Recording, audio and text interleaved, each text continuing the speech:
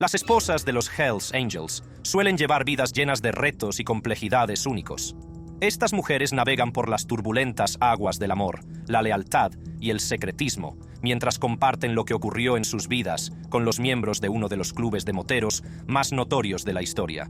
En nombre de las relaciones poco convencionales, la controversia y la vida fuera de la ley, ¿qué soportan estas mujeres por ser las esposas de los peligrosos Hells Angels? J. Dobbins Revelations. J. Dobbins, agente federal encubierto retirado, compartió sus experiencias de infiltración en la banda de moteros Hells Angels. Habló de su tiempo con ellos, de 2001 a 2003, y de cómo se hizo pasar por Jay Davis, conocido como Jaybird por la banda. Se presentó como traficante de armas y cobrador de deudas, y accedió a la banda mediante una invitación forzosa a su club. Describió la jerarquía dentro de los Hells Angels, en la que las viejas, es decir, las esposas y novias de los miembros, estaban excluidas de cualquier relación romántica. Las mujeres mayores no participan en las operaciones cotidianas del club. A los moteros, involucrados en actividades turbias, les gusta mantener las cosas en secreto, por lo que las mujeres a menudo se mantienen al margen de los detalles. Puede que sepan que sus hombres están metidos en algo serio, pero los detalles siguen siendo un misterio. Formar parte de un club de moteros significa ser todo para el club. Se espera que las ancianas ayuden en todo lo que puedan. Cuando un miembro del club les dice que hagan algo, es mejor que lo hagan. La lealtad al club es la clave. Estas señoras también saben pelearse y no tienen miedo de hacerlo por cualquier cosa. Sin embargo, las cosas nunca van demasiado lejos, ya que los miembros se aseguran de mantener las cosas bajo control. Aunque las mujeres son una parte fundamental de los clubes de moteros, no tienen ningún poder de decisión oficial. Son esencialmente sumisas a sus hombres y respetuosas con los demás miembros del club. Estos clubes están dirigidos por hombres que se abrieron camino hasta la cima, y las mujeres tienen que adaptarse a esa jerarquía. Se podría pensar que es normal que una mujer de una banda de moteros conduzca su propia moto, pero eso está prohibido. Las mujeres mayores tienen estrictamente prohibido montar en su propia moto. Tocar la moto de un hombre sin permiso es una falta de respeto hacia él y su club. Los chalecos del club son otro tema delicado. Nadie, ni siquiera el cónyuge, está autorizado a tocar el chaleco de un socio del club, salvo el propietario. Estos chalecos y parches son una parte crucial de su identidad y son tratados con el máximo respeto. Para congraciarse con la comunidad del club, las ancianas suelen preparar comidas para la tripulación. Es una forma de mostrar apoyo y crear una impresión amistosa. La comida une a la gente, y preparar una buena comida puede granjearte el respeto y conexiones genuinas dentro del club. El respeto es algo muy importante en los clubes de moteros. Las mujeres mayores deben respetarse mutuamente y evitar el drama. Faltar al respeto a otras mujeres del club puede llevar a que te prohíban frecuentarlo. Se trata de mantener un ambiente armonioso. Cuando se trata de conversaciones privadas, es importante dar a los chicos su espacio. Interrumpir una conversación entre moteros está muy prohibido, sea cual sea el tema.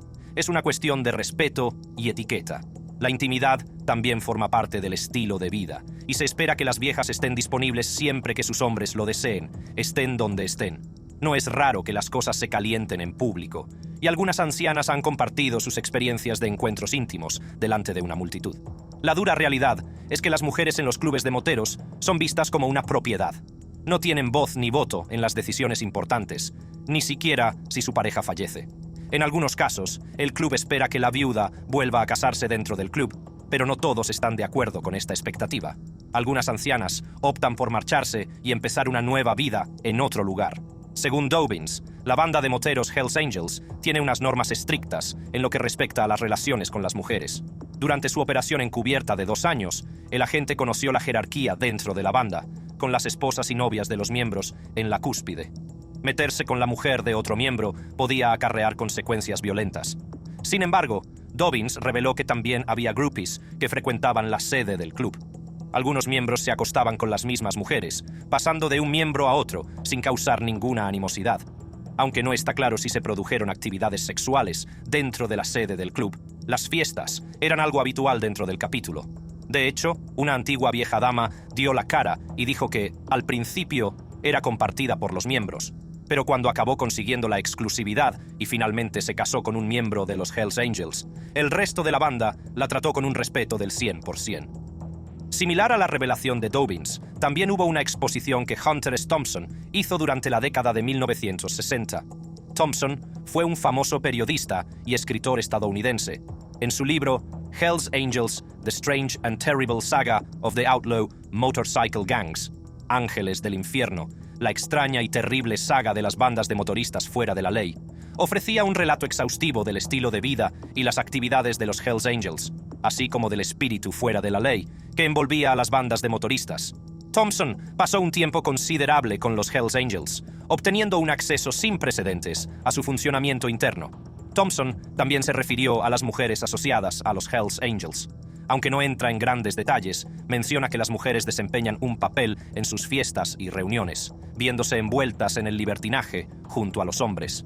De hecho, hubo un polémico vídeo en el que Thompson se enfrentaba cara a cara con uno de los miembros de los Hells Angels tras la publicación de su libro. En este vídeo se produjo una fuerte discusión entre Thompson y un miembro de los Hells Angels. Los Hells Angels pensaban que no recibían lo suficiente por su ayuda, como cerveza y libros. Estaban enfadados porque pensaban que Thompson ganaba mucho dinero con ellos, pero no les daba mucho. Los Hells Angels dijeron que eran amables con Thompson, que le dejaban entrar en sus casas y le daban comida y cerveza, pero consideraban que les habían dado un maltrato. La discusión empeoró cuando Thompson habló de un tipo de los Hells Angels, Junkie George, que había hecho daño a su mujer. Los Hells Angels dijeron que era un problema privado y no querían que Thompson hablara de ello. Las cosas se pusieron tan feas que los Hells Angels acabaron atacando a Thompson. Thompson intentó defender sus acciones, explicando que presenció el comportamiento violento de Junkie George hacia su mujer y se sintió obligado a decir algo, como solo un gamberro pega a su mujer y a su perro. Más adelante en el vídeo, los miembros de los Hells Angels incluso comentaron cómo tratan a las mujeres, diciendo cosas como, si un tipo quiere pegar a su mujer y su perro les muerde, eso queda entre los tres. Y, para mantener a raya a una mujer, tienes que golpearla como a una alfombra, de vez en cuando. Kerry Crisco pasó más de una década atrapada en una relación supuestamente abusiva con un miembro de los Hells Angels en BC. Finalmente, en 2009, encontró la fuerza para escapar y escribió un libro inspirador titulado Carry On, que se convirtió en un bestseller nacional. Su segundo libro, Carry the Way, prometía profundizar aún más en el descarnado mundo del famoso club de moteros fuera de la ley. En su primer libro, Crisco no desveló ningún secreto del club, no porque tuviera miedo o fuera leal, sino porque creía que no eran sus secretos. En su lugar, se centró en su vida antes y durante la proposición de matrimonio de su exmarido, al que llama La Bestia. Es uno de los Hells Angels más notorios de la costa oeste, perteneciente a uno de los capítulos más ricos del mundo. Carry On nos lleva a través de la infancia de Kerry, que según ella fue abusiva, lo que la llevó a dejar su casa a los 15 años y estar con un hombre mayor. Esa relación terminó con ella huyendo para salvar su vida, pero fue solo el principio de una serie de malas decisiones que finalmente la llevaron a los brazos de Damien. Kerry se sentía atraída por un pandillero de los Hells Angels por una sencilla razón, la aceptación. Cuando alguien ofrece amor y seguridad a una persona que se ha sentido rechazada por el mundo, esa persona se convierte en un imán. A los 23 años, Crisco tuvo un encuentro memorable con un hombre llamado Damien en el año 2000. Estaba en un bar cerca de Vancouver y de la nada un hombre se le acercó, le tiró del pelo y le dijo, «¡Hola, puta!». Era una figura grande e imponente, de unos 30 años, que vestía los inconfundibles colores de los Hells Angels. Este encuentro inesperado e inquietante fue su primera toma de contacto con el hombre que más tarde se convertiría en su marido, aunque ella tenía sus reservas. No volvieron a hablar hasta un año después, cuando se cruzaron en un club nocturno frecuentado por los Hells Angels. Damien se atrevió a llevarla a la pista de baile. Kerry se sintió inmediatamente atraída por sus llamativos ojos verdes y su aire de fuerza feroz. El hecho de que llevara el chaleco de los Hells Angels no hizo más que aumentar su atractivo, y Kerry quedó prendada de él. Su primer beso fue una experiencia poderosa para ella. Sintió como si una oleada de calor y electricidad recorriera su cuerpo. La química entre ellos era innegable, como ella describió más tarde en su libro Carry On. Damien era un hombre poderoso y encantador, miembro de los Hells Angels, que a menudo la dejaba inquieta. Su relación era un cruel ciclo de abusos, con momentos de amabilidad seguidos de una intensa violencia emocional y física. Apenas 24 horas después de su primera noche juntos, Crisco se encontró en una situación problemática. Su compañera de piso, invitada por Damien a una fiesta de la Super Bowl en el club de la banda de moteros, fue agredida sexualmente por un miembro. Damien pronto la engañó con otra amiga, y otra amiga resultó gravemente herida por los motoristas durante una fiesta de Nochevieja del club. A pesar de intentar separarse de Damien varias veces, Crisco seguía volviendo. Su relación tomó un giro más oscuro cuando ella reveló que estaba embarazada de él, y Damien se preguntó si el bebé era suyo. Tras el nacimiento de su hijo, los abusos verbales pasaron a la violencia física, y Crisco soportó los ataques, intentando no provocarle. Una noche, Damien la vio leyendo un correo electrónico amistoso de un compañero del colegio de su hijo mayor, un padre que era policía del CN. Esto desencadenó una brutal agresión, en la que Damien la acusó de ser una rata y afirmó que la mataría. Lamentablemente, sus hijos fueron testigos de estos episodios violentos en múltiples ocasiones. Poco después del estallido, Damien le propuso matrimonio a Kerry, y ahí es donde Carry On concluye. A pesar de los malos tratos, aceptó casarse con él, sintiéndose demasiado abatida para creer que merecía algo mejor. Damien, su exmarido, la atrajo con su presencia dominante y poderosa, a pesar de que Kerry sabía en el fondo que estaba mal. Se volvió débil y sumisa en su presencia. Dejarle a él y el mundo de los Hells Angels le resultó difícil, porque no quería que su familia la viera como un fracaso más, así que fingió que todo iba bien. El libro también relata sus luchas, como engancharse a la metanfetamina tras el nacimiento de su primer hijo y soportar los abusos físicos y verbales de Damien. A pesar de intentar liberarse, volvía una y otra vez, atrapada en un círculo de miedo y manipulación. Aunque no entró en detalles sobre cómo se liberó finalmente de los Hells Angels, al final se enfrentó a una decisión crítica que la llevó a encontrar la felicidad y recuperar el control de su vida. Ahora, en Carried Away, Crisco planea revelar cómo fue su vida como esposa de un miembro de los Hells Angels entre 2006 y 2009.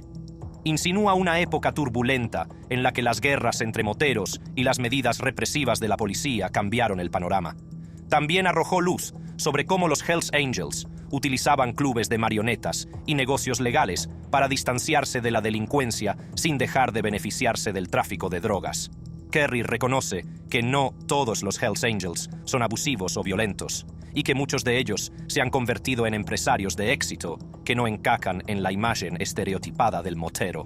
Sin embargo, hablar de los entresijos de la banda de moteros fuera de la ley sigue siendo tabú, y Kerry se escondió durante 6 meses tras la publicación de su primer libro, temiendo posibles represalias.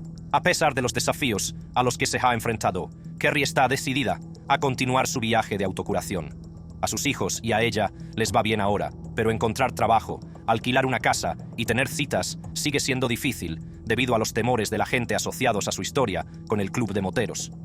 Kerry también señala que, en situaciones de abuso, las mujeres a menudo se ven obligadas a ofrecer explicaciones o justificaciones por sus acciones, en lugar de abrazar su verdadero yo. Uno de los últimos pasos hacia la recuperación implica la autoaceptación y dar prioridad al amor propio. Zorana Barger. Zorana es la esposa del miembro fundador de la sección de Oakland, California de los Hells Angels, en 1957, Sonny Barger. Zorana y Sonny se casaron en 2005. Zorana no es la primera esposa de Sonny, que ya había pasado por esto varias veces. Su primera esposa, Elsie Marr, falleció en 1967. Después volvió a intentarlo con Sharon Grulke en 1973, pero tampoco llegó lejos. Beth Noel fue su tercera esposa, pero no tardaron en separarse. Llegó Zorana. Se convirtió en la cuarta esposa de Sonny y funcionó durante 18 años. Estuvieron juntos hasta que Sonny falleció en junio de 2022. Durante su matrimonio, Zorana y Sonny disfrutaron de su tiempo juntos y compartieron su amor por las motocicletas. Zorana solía hacer largos viajes en moto con su marido. Aunque no es muy activa en las redes sociales, de vez en cuando aparecía en fotos compartidas por Sonny en sus páginas de redes sociales, especialmente en sus aniversarios de boda. Zorana y Sonny no tuvieron hijos juntos, y la hermana de Sonny, Shirley Rogers, confirmó que él tampoco tenía hijos biológicos de sus relaciones anteriores. A pesar de las afirmaciones de personas como Williams James Barger, que afirmaba ser hijo de Sonny, Shirley desestimó tales afirmaciones, ya que se había encontrado con situaciones similares anteriormente. Aunque no se dispone de mucha información sobre la carrera de Zorana, se sabe que comparte la pasión de su marido por las motos. Se aventuró en el campo de la producción en 2013, ayudando en la producción de la película de acción con temática de motocicletas Dead in 5 Heartbeats. Además, Es coautora y co-creadora de la serie de libros infantiles Lil Bike Crew.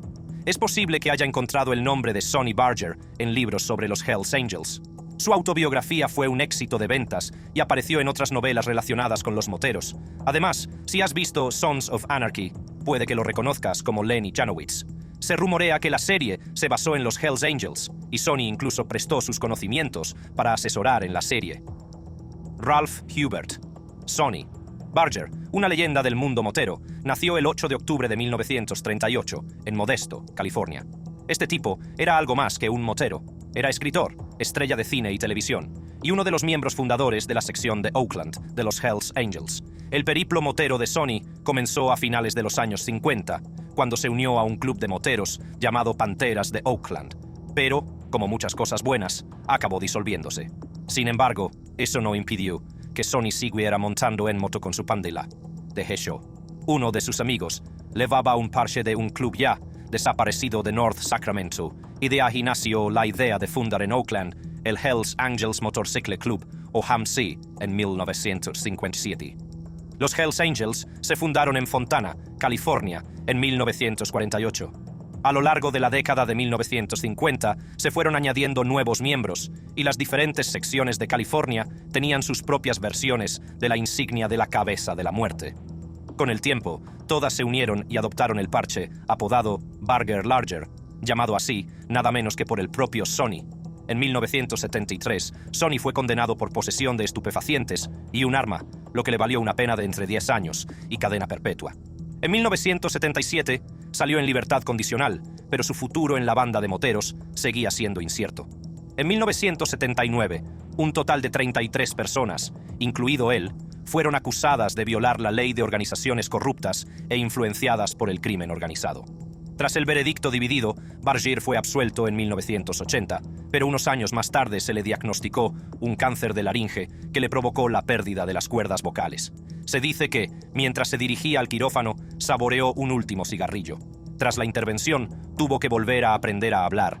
A pesar de este susto de salud, se convirtió en un firme defensor contra el tabaquismo, haciendo hincapié en que los verdaderos rebeldes deben evitar este hábito tan común. Sin embargo, sus problemas de salud no frenaron sus problemas legales. En 1987 se enfrentó a múltiples detenciones durante redadas de las fuerzas del orden estatales y del FBI por cargos relacionados con el transporte de narcóticos, armas y explosivos. Además, Barger era sospechoso del asesinato de John Cleve Webb, presidente de los Hells Angels de Anchorage. En octubre de 1988 fue declarado culpable de conspiración y condenado a 4 años de prisión. Fue puesto en libertad en 1992, tras cumplir 3 años y medio entre rejas. Durante su estancia en HAMC, Sonny ocupó el cargo de presidente de la sección de Oakland y se convirtió en la imagen del grupo. Aunque los Hells Angels no tienen un presidente general, la facción de Oakland se considera a menudo la sede y la carta madre, gracias a la influencia de Sonny. El 29 de junio de 2022, Sonny sucumbió a su larga lucha contra el cáncer. Partió pacíficamente, con su devota esposa Sorona y su familia a su lado. Su club de motociclistas de Oakland también celebró su 65 aniversario en abril de 2022. Según el antiguo abogado de Sonny Barger, Fritz Clapp, había estado luchando contra un cáncer de hígado y, lamentablemente, falleció en su residencia de Livermore, California. Lo interesante es que fue el propio Barger quien redactó el mensaje compartido en la página de Facebook administrada por su esposa, Sorana. Antes de fallecer, pidió que se publicara un mensaje en su página de Facebook inmediatamente después de su muerte. Expresaba su gratitud por la vida plena y llena de aventuras que había vivido y se sentía honrado de haber formado parte de este increíble club. Instó encarecidamente a sus seguidores a seguir apreciando la libertad, demostrando una lealtad inquebrantable y defendiendo las virtudes del honor. Nikki Nicoletto Christie, Nikki Nicoletto, es la esposa de George Christie Jr., expresidente de los Hells Angels. Se casaron en 2002 y desde entonces viven juntos. Nikki posee una combinación única de intereses y habilidades. Comparte con pasión sus conocimientos de yoga kundalini con los demás. Nikki extiende su talento a la gestión de un próspero salón de peluquería, acertadamente llamado Hair Lounge. Su viaje de aprendizaje la llevó al Vitality and Stress Yoga Center en West Los Angeles, California, así como al Living Water Colon Institute.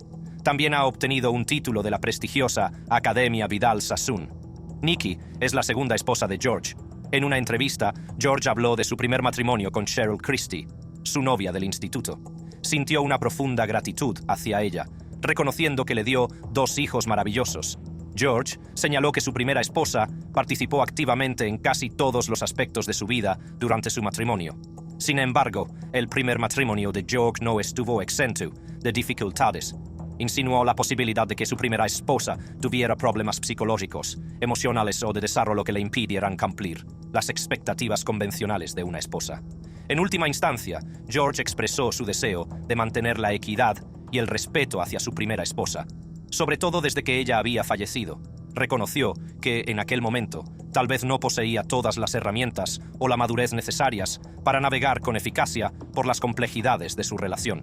El hijo de George Christie, en su primer matrimonio, George III, también ocupó en su día el notable cargo de vicepresidente dentro de los estatutos de Ventura.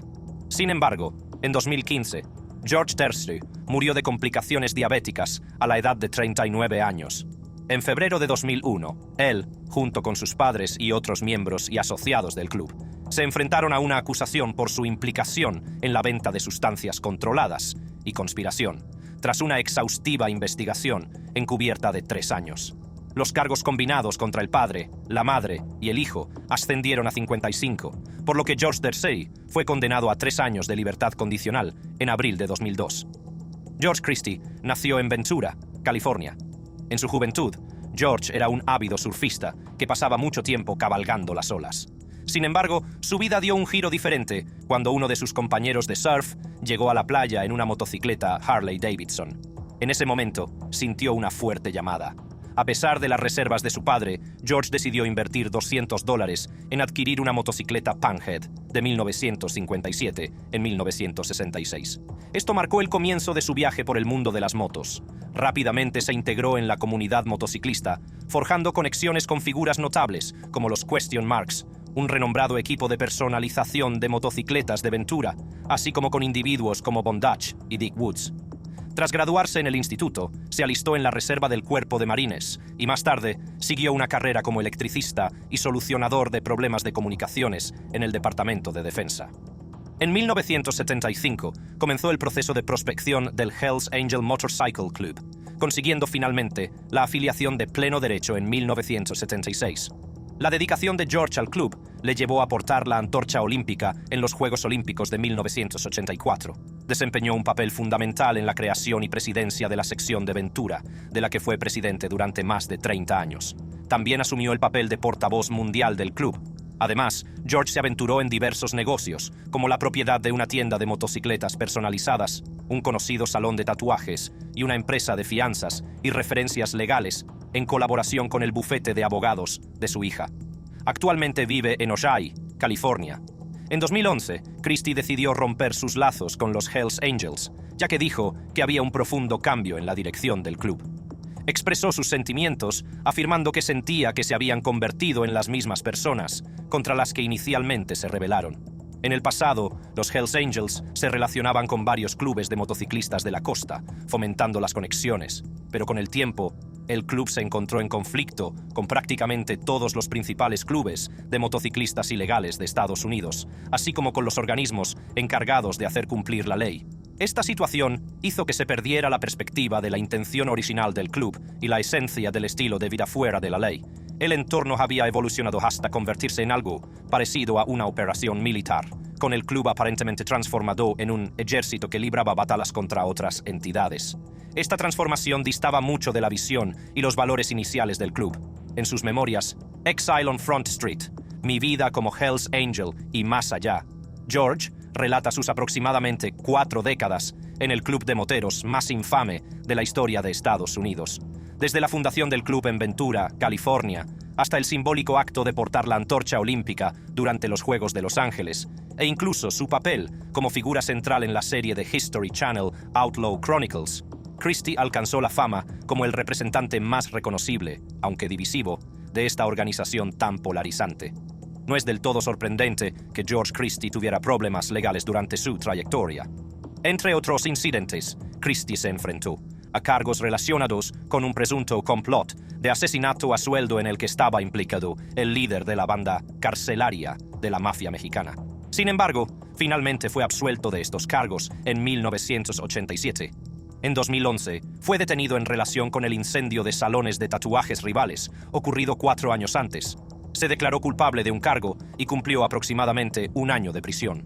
Fue durante este periodo cuando Christie tomó la decisión de separarse de la organización de la que había formado parte durante mucho tiempo, una separación marcada por la polémica y los rumores, incluidas las especulaciones de que fue expulsado debido a su supuesta cooperación con las fuerzas del orden. En la actualidad, George disfruta de unos ingresos considerables, atribuidos en gran medida a su amplia presencia en las plataformas de las redes sociales. A partir de 2022, se calcula que su fortuna oscila entre 1 y 5 millones de dólares. Sabrina Whitner.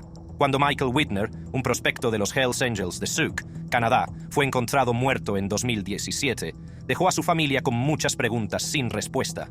En el momento de su muerte, Michael estaba legalmente casado con Sabrina Whitner y también había mantenido una relación matrimonial con Sarah Boughton durante 8 años.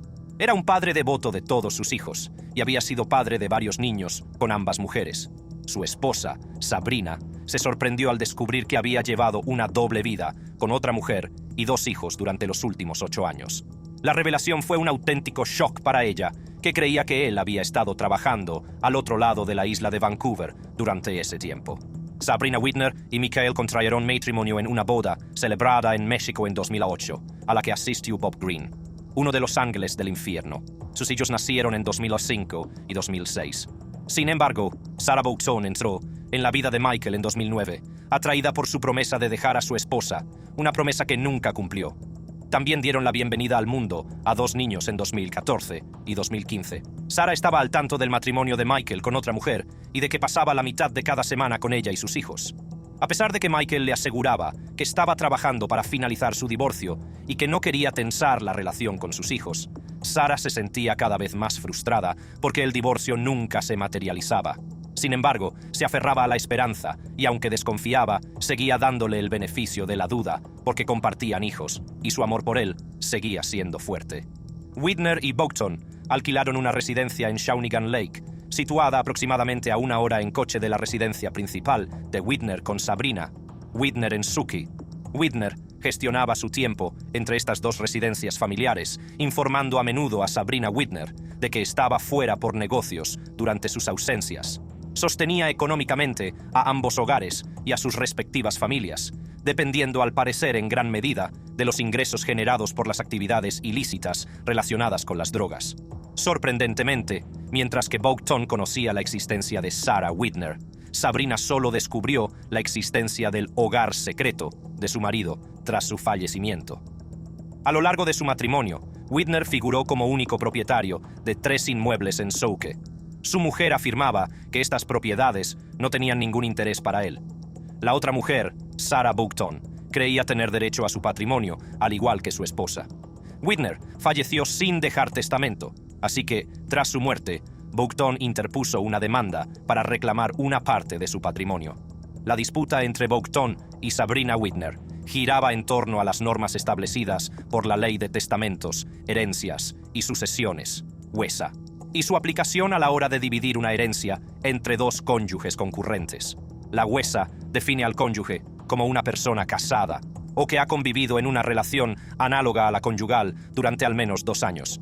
Tanto Boughton como Sabrina Whitner cumplían claramente esta definición. Esto dio lugar a una batalla legal de 3 años en el Tribunal Supremo de Columbia Británica. Sabrina argumentó que era la principal contribuyente de las múltiples propiedades que ella y Whitner tenían en Souke, y considerar a Boughton como segundo cónyuge sería considerado poligamia, lo cual es ilegal. Por otro lado, Boughton alegó que Whitner era el principal responsable de la adquisición de las propiedades y que, como su pareja desde hacía mucho tiempo, ella merecía una parte del patrimonio. El tribunal describió el legado de Whitner como complicado, ya que cada miembro de la familia testificó sobre una interpretación diferente de su vida, incluidos sus engaños, actividades delictivas y asociación con los Hells Angels. Los padres de Whitner conocían su doble vida y pasaban tiempo con sus 2 parejas y sus hijos. También conocían su relación con los Hells Angels, pero consideraban que no les correspondía informar a la esposa de Whitner. La madre de Whitner creía que era un traficante de cocaína de alto nivel y que se había dedicado al blanqueo de dinero. También creía que las propiedades se habían comprado con dinero procedente de la droga. Otros miembros de la familia mencionaron varios trabajos a los que, según ellos, se dedicaba, como la gestión de charters de pesca, la dirección de una pequeña empresa de mudanzas, la supervisión de una empresa de gestión de aguas residuales y la gestión de un taller de salvamento y reconstrucción de ECBC. A pesar de ello, sus declaraciones de la renta indicaban unos ingresos mínimos, lo que sugiere que Whitner podría haber estado ganando dinero en efectivo. Proporcionaba dinero en efectivo a su esposa para la compra y las necesidades del hogar y destinaba unos $8 millones al mes a cubrir todos los gastos de Boughton. Sabrina afirmó que no tenía conocimiento de la asociación de su marido con los Hells Angels ni de ninguna actividad delictiva. Sin embargo, tras su fallecimiento, descubrió que su marido tenía 2 motocicletas en la residencia que compartía con Boughton en Shawnigan Lake. Impugnó la afirmación de que 2 de sus propiedades habían sido adquiridas con dinero procedente de la droga, afirmando que había comprado una de las propiedades en 2004 y que ella misma había pagado la hipoteca. Sin embargo, el tribunal determinó que Whitner probablemente hizo aportaciones a la propiedad. Al final, el tribunal dictaminó que Sabrina era la principal contribuyente a una de las propiedades, mientras que el patrimonio de Whitner consistía en bienes personales y $150,000 más intereses. El tribunal también determinó que la relación entre Boughton y Whitner, aunque no estaba legalmente casada, era lo suficientemente matrimonial como para justificar una división equitativa del patrimonio entre los 2 cónyuges. Así que, finalmente, el juez Duncan dictó una sentencia en la que afirmaba que la intención del legislador era evidente. Incluso en las relaciones polígamas concurrentes, más de un cónyuge debe tener una parte en la herencia. En consecuencia, ordenó que la herencia de Whitner se dividiera a partes iguales entre Sabrina Whitner y Sarah Boughton. ¿Le interesan otros temas interesantes? Haga clic en la tarjeta de su pantalla para explorar otros temas fascinantes.